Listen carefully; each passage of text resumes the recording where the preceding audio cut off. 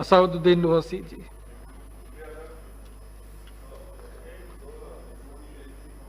Sir, मैं सदर जमहूरिया के इस खुतबे में जो मोशन मूव किया गया है इसकी हस्बे आदत और रिवायत अपनी इसकी मुखालिफत करने खड़ा हूं।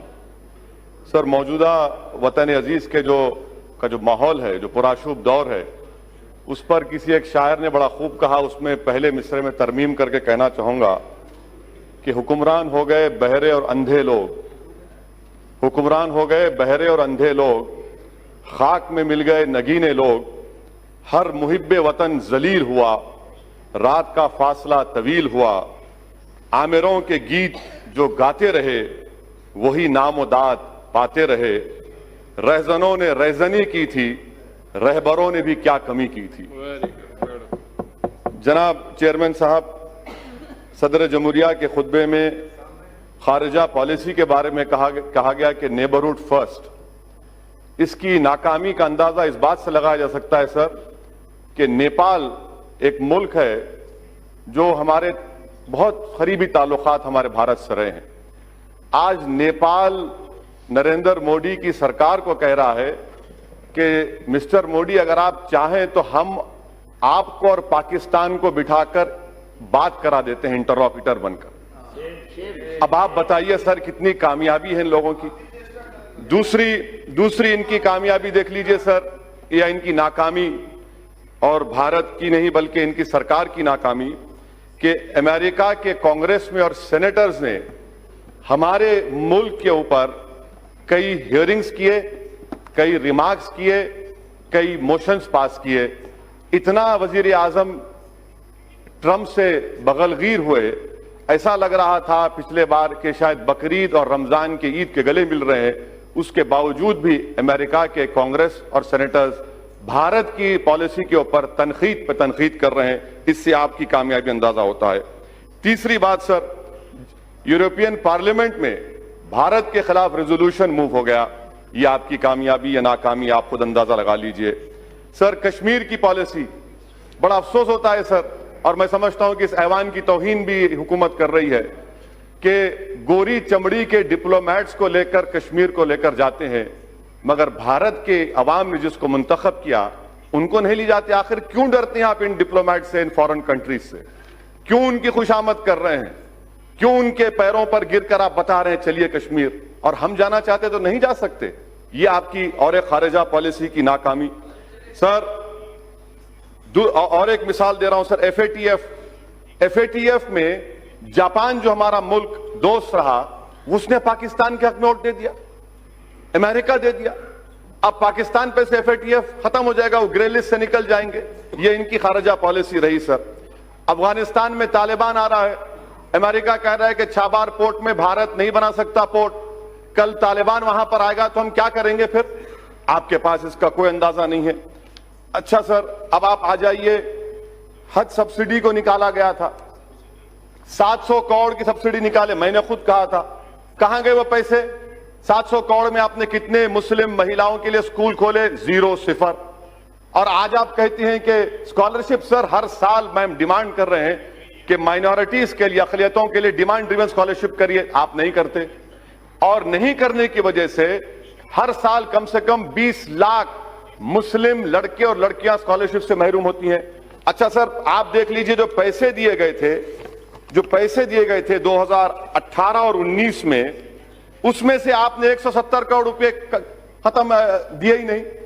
19-20 में आपने नवंबर तक सिर्फ 27% पैसे रिलीज किए, और फिर आप बड़ी बड़ी बातें करते। हुनर हाट का जिक्र सदर जमहूरिया ने किया, इसमें भी झूठ सर। झूठ का अंदाजा लगाइए कि खुद गवर्नमेंट का मैंने आरटीआई एप्लीकेशन डाला जिसमें कहा गया कि 2018-19 में खाली 12,000 के करीब आर्टिजन्स को, 1,227 आर्टिजन्स को हुनर हाट में ट्रेनिंग दी गई। आप कहते हैं हजारों, ये आरटीआई की एप्लीकेशन है। सर, तीसरी जो अहम बात मैं आपके सामने जिक्र करना चाह रहा था कि theory of separation of powers, ये हमारे हर जमहूरियत के लिए बुनियाद होती है, मगर 5.5 साल में तो थ्योरी ऑफ सेपरेशन पावर्स की धज्जियां नहीं बल्कि उसको निस्तनाबूद कर दिया गया।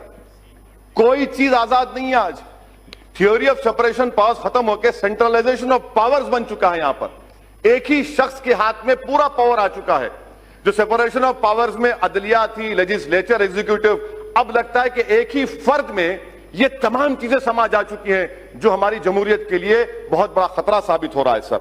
चौथी बात सर जिसका जिक्र मैं आपके सामने करना चाह रहा हूं कि सरकार बार बार कहती है कि और सिटीजन अमेंडमेंट एक्ट, सर इस पार्लियामेंट की तारीख में यह पहला कानून बनाया गया जिसमें मजहब का नाम लेकर हिंदू, मुसलमान, बौद्ध, ईसाई, पारसी, कभी 70 साल में इस तरह का कोई कानून नहीं बना इस पार्लियामेंट में।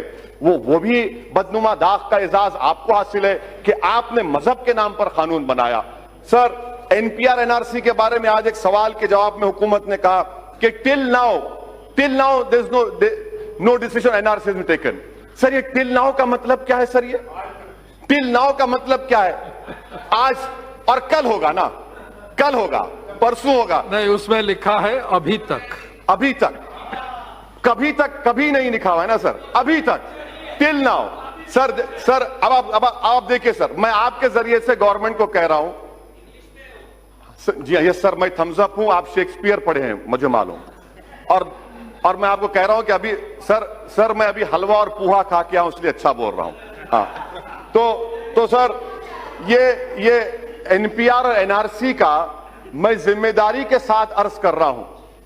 प्रधानमंत्री जब जवाब देंगे, बल्कि मैं प्रधानमंत्री को जरा हिम्मत करके कह रहा हूं, आपको चैलेंज कर रहा हूं प्रधानमंत्री को, आप ये बता दीजिए कि एनपीआर एनआरसी क्या एक सिक्के के दो रुख नहीं है?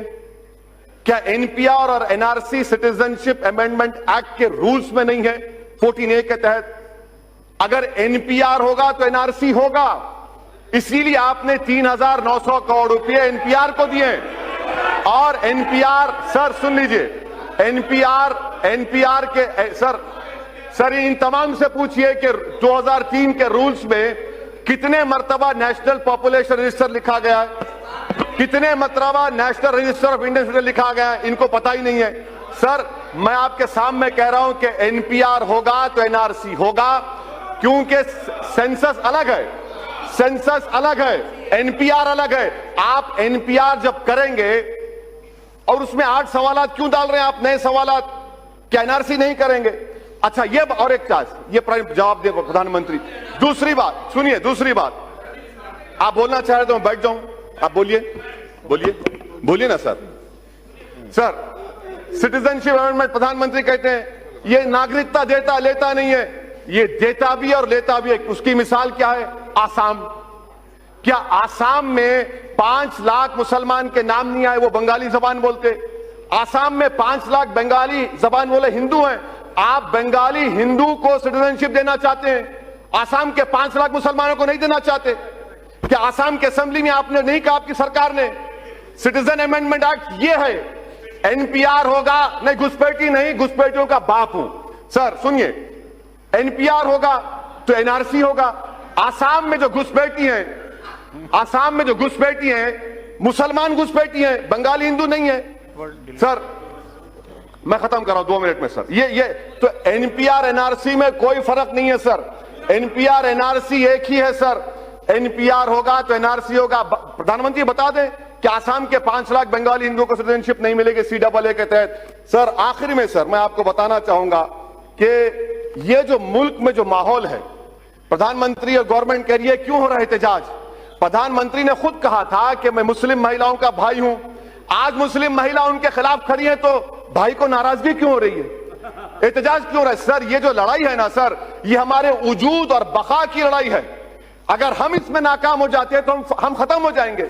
इसीलिए हम कह रहे हैं कि आप कैटेगोरिकली खड़े रहिए और खड़े रहकर कहिए। मौजूदा वतन में जो माहौल है सर, ऐसा माहौल है कि 1933 का जर्मनी का माहौल है, 1938 का जर्मनी का माहौल है, 1948 का 38 का मुसोलिनी का माहौल है।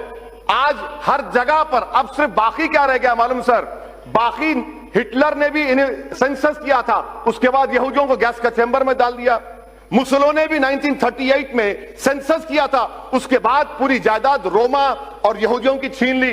अब वही हाल यहां पर होने वाला है मुसलमानों के साथ, वही हाल होने वाला है सर, वही हाल करने वाले हैं। इनका मकसद ही वही है, इनका मकसद। मैं खत्म कर रहा हूं सर, मैं खत्म कर रहा हूं सर। और दिल्ली में क्या हो रहा है? इतने पावरफुल होम मिनिस्टर है, 3-3 गोलियां चलती हैं। ये लॉ एंड ऑर्डर है आपका। कैपिटल ऑफ द कंट्री में सर, कैपिटल सर खत्म करो, 1 minute last. Capital of the country में 3-3 गोलियां चलती हैं। गोली मारो देश के गद्दारों को, मारो मुझे। कहां मारते? मारो, बताओ, मारो मुझे। हिम्मत है तुमको, मारो मुझे, मैं मरने तैयार हूं। सर ये बुज़दिल हैं, ये संविधान को खत्म करना चाहते हैं, भारत को हिटलर और मुसोलिनी का मुल्क बनाना चाहते हैं, इसलिए मैं इसकी मुखालिफत करता हूं। Sir thank you sir.